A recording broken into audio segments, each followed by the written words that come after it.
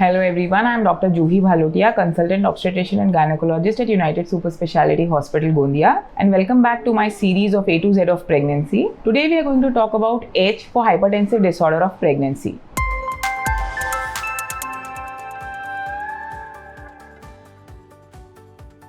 So, when we talk about hypertensive disorder of pregnancies, it is a huge spectrum of disorders. तो ये जो hypertensive disorder of pregnancy है, इसका diagnosis ऐसे होता है कि अगर आपका BP 140/90 से ज़्यादा on 2 occasions at least 6 hours apart मिला है, so then you are a case of hypertensive disorder of pregnancy. Now this could be associated with either proteinuria or not, यानी कि आपकी यूरिन में अगर प्रोटीन लीक कर रहा है, ऐसा हो भी सकता है और नहीं भी हो सकता है. Hypertensive disorder of pregnancy usually 20 weeks के बाद में ही डायग्नोज किए जाते हैं. अगर आपको 20 वीक्स से पहले ही बीपी की बीमारी होती है या इवन प्री प्रेगनेंसी आपको बीपी होता है, so that is called as essential hypertension और क्रॉनिक हाइपरटेंशन, मतलब आप एक नॉन हाइपरटेंसिव हो. बट अगर आपको प्रेगनेंसी के दौरान इस बीमारी के बारे में पता चलता है, then you are classified as hypertensive disorder of pregnancy. जो हाइपरटेंसिव डिसऑर्डर ऑफ प्रेगनेंसी है, ये एक इम्यूनोपैथोलॉजिकल कंडीशन है और बहुत ही ज़्यादा बेसिक तक इसका जो डायग्नोसिस है, इसका जो प्रॉब्लम है, ये एक इम्प्रॉपर प्लासेंटेशन की वजह से होता है, यानी कि जो प्लासेंटा है वो अच्छे से यूट्रस में इन्वेड नहीं कर पाता.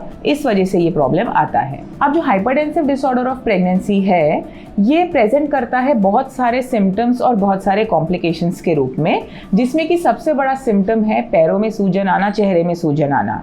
यूजुअली प्रेगनेंसी की सूजन जो है रेस्ट से पैर एलिवेट करके सोने से चली जाती है, but hypertensive disorder of pregnancy की जो सूजन है वो रेस्ट के बाद या पैर ऊंचे करने के बाद में नहीं जाती है.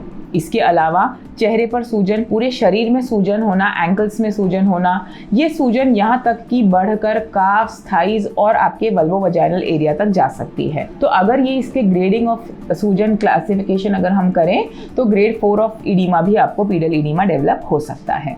हाइपरटेंसिव डिसऑर्डर ऑफ प्रेगनेंसी जो है, ये आपके पूरे होल सिस्टम को बिगाड़ सकती है. इसे एक सिस्टमिक डिसऑर्डर कहा जाता है. इसके कॉम्प्लिकेशंस कुछ इस रूप से हैं कि ये लीवर में, किडनी में सूजन के रूप में प्रेजेंट कर सकती है. इसका बहुत बड़ा प्रॉब्लम ये है कि ये बच्चे का ब्लड फ्लो रेस्ट्रिक्ट कर सकती है, और बच्चे का ब्लड फ्लो रेस्ट्रिक्ट होगा तो बच्चे में इंट्रायूटेराइन ग्रोथ रिटार्डेशन, और अगर वो रेस्ट्रिक्शन बहुत ज़्यादा है तो इंट्रायूटेराइन डिमाइस भी हो सकता है. जो हाइपरटेंसिव डिसऑर्डर ऑफ प्रेगनेंसी है, बीपी में जो प्रेगनेंसी की बीमारी है, ये बहुत ही ज़्यादा एक्सट्रीम्स ऑफ एज में देखा गया है, यानी कि जिन प्रेगनेंसी जो टीनेज प्रेगनेंसीज है उनमें और इवन जो एल्डरली प्रेगनेंसीज हैं उनमें. इसके अलावा फैमिली हिस्ट्री है, जिसके मदर्स को यूजुअली हाइपरटेंशन हुआ है during pregnancy, their daughters are more prone to having hypertension during their pregnancy. इसके अलावा अगर आपके फैमिली हिस्ट्री है हाइपरटेंशन की, तो भी आपको चांसेस बढ़ जाएंगे. अगर आपके लाइफस्टाइल में बहुत ज़्यादा सॉल्ट और प्रोसेस्ड कार्बोहाइड्रेट का इंटेक है, तो there is a very high chance that you might suffer from hypertensive disorder of pregnancy in your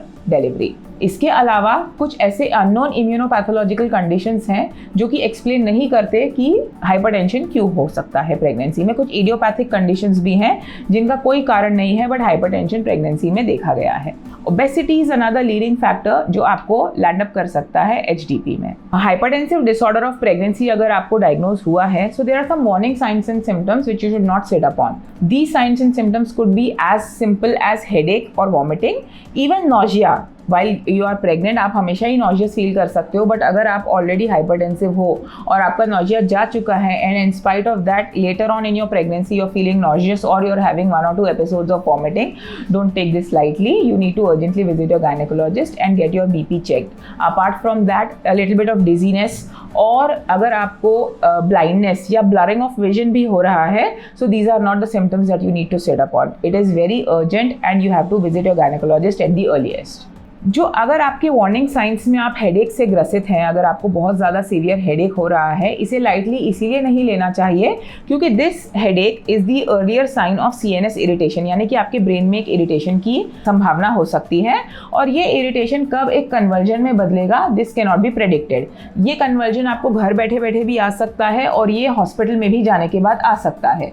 तो कन्वर्जन आना प्री एक्लैम्शिया में is a very difficult sign and a very difficult condition to manage even for the the doctors. So अगर आपका pre एक्लैम्पशिया convergence आकर एक्लैम्पशिया में convert हो चुका है, that is the case when you should definitely not sit at home and please visit your gynaecologist at the earliest. कुछ और चीजें हैं जो पेशेंट्स बहुत लाइटली लेते हैं, जैसे कि एब्डोमिनल पेन, बट अगर आपको बीपी के साथ में पेन हो रहा है specially in the right side of the upper part of your abdomen, then you need to visit your gynaecologist at the earliest. आप पेट दर्द को सहन नहीं करेंगे। इसके अलावा अगर आपको यूरिन ऐसा महसूस हो रहा है कि कम हो रही है और आप फ्री फ्लो से यूरिन पास नहीं कर पा रहे हैं, then these are the occasions that you need to visit your gynaecologist at the earliest. Special antenatal care. So whenever you are diagnosed with hypertension during pregnancy, हम जो है आपका एडिशनल एंटीनेटल केयर करते हैं, which is inclusive of some additional test, जिसमें आपका liver function test, renal function test किया जाता है, आपकी ब्लड की कोएगुलेबिलिटी को चेक किया जाता है बाय PT-INR टेस्ट। इसके अलावा बच्चे के ग्रोथ स्कैन्स बहुत फ्रीक्वेंटली होते हैं, जिससे हमें समझ में आता है कि उसका ऑब्स्टेट्रिक डॉपलर फ्लोज कैसे हैं, जो मेजर ब्लड वेजल्स हैं उनमें ब्लड बराबर पहुंच रहा है कि नहीं, बच्चे का वेट गेन एडिक्वेटली हो रहा है कि नहीं, कहीं वो IUGR इंट्रायूटेराइन ग्रोथ रेस्ट्रिक्शन से तो नहीं सफर कर रहा है। Apart from this, even hypertensive disorder of pregnancy is a condition जिसमें हम बच्चे की लंग मैच्योरिटी के लिए स्टीरॉइड्स देते हैं, because there is a very high chance that you might need to get delivered prematurely. और अगर आपकी डिलीवरी प्रीमैच्योरली होती है तो आपका स्टीरॉइड इंजेक्शन का कोर्स कंप्लीट हो जाना चाहिए, सो दैट बच्चे की लंग मैच्योरिटी एडिक्वेटली हो जाए। To monitor fetal growth and the fetal heart rate, हम एक नॉन स्ट्रेस टेस्ट करते हैं, which is usually started at around 32 weeks and it is repeated every fortnightly till your term। और इस test के माध्यम से हमें समझ में आता है कि बच्चे की हार्ट की पंपिंग कैपेसिटी, बच्चे को कोई एस्फिक्सिया या कोई फीटल डिस्ट्रेस तो अंदर नहीं हो रहा है, और अगर ऐसा कुछ महसूस हो रहा है then there might be a chance that you might need to get delivered earlier. जब हम बच्चे का नॉन स्ट्रेस टेस्ट करते हैं, नॉन स्ट्रेस टेस्ट के माध्यम से हमें पता चलता है कि अंदर का ग्रोथ एनवायरनमेंट बच्चे के लिए कंड्यूसिव है या नहीं, बच्चे को अंदर ग्रोथ फैक्टर्स ठीक से मिल रहे हैं या नहीं, और वो एडिक्वेटली नरिश हो पा रहा है या नहीं।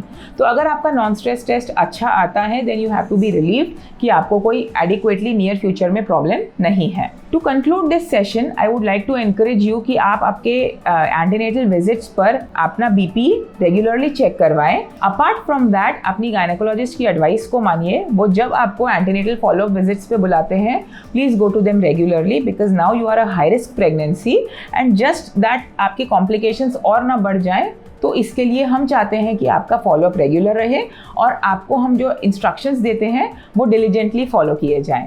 If you have any queries or questions regarding preeclampsia or regarding hypertensive disorder of pregnancy, then you can definitely ask me in this comment box and I'll try to reply to them in my next video.